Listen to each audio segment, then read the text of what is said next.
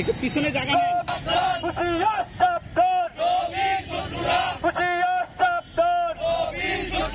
ইসলামের শত্রুরা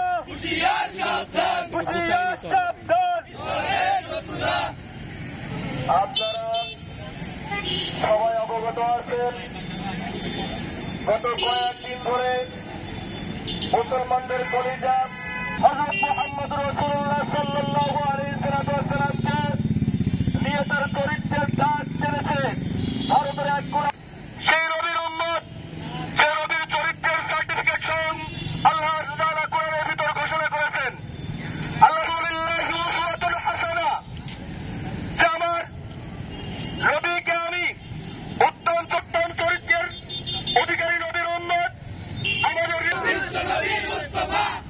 আমরা আপনারা সবাই জানেন নরেন্দ্র মোদীর কাছে এবং বিশ্ব মুসলমানদের কাছে আমরা সবাই একত্রিত হয়ে সদায় জোর নবীকে নিয়ে অবমাননা করার জন্য আমরা তার দৃষ্টান্ত শাস্তি দেখতে পাই।